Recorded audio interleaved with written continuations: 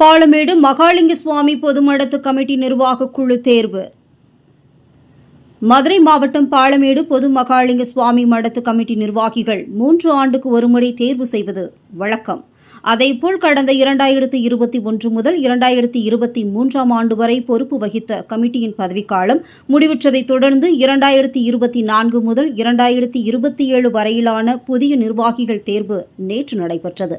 பாரம்பரிய வழக்கப்படி பாலமேடு கிராம பொதுமக்கள் முன்னிலையில் சமுதாய தலைவர்கள் ஒன்று கூடி பழைய நிர்வாகத்தினுடைய வரவு செலவுகள் அங்குள்ள கோவில் முன்பு வாசித்து ஒப்படைக்கப்பட்ட பின்பு புதிய நிர்வாகிகள் தேர்வு நடைபெற்றது. இதில் தலைவராக மச்சவேல், செயலாளராக பிரபு, பொருளாளராக கார்த்திக் ஆகியோர் ஒருமனதாக தேர்வு செய்யப்பட்டுள்ளனர். மேலும் தேவராஜ், சரவணன், சேகர், குணசேகர், நிதிஷ்குமார், மணி, கந்தசுவாமி, முத்து, செல்வம் ஆகியோரும் நிர்வாக குழுவிற்கு உறுப்பினர்களாக தேர்வு செய்யப்பட்டுள்ளனர். தொடர்ந்து நிர்வாக குழு கூட்டம் தலைவர் மச்சவேல் தலைமையில் செயலாளர் பிரபு, பொருளாளர் கார்த்தி ஆகியோர் முன்னிலையில் நடைபெற்றது.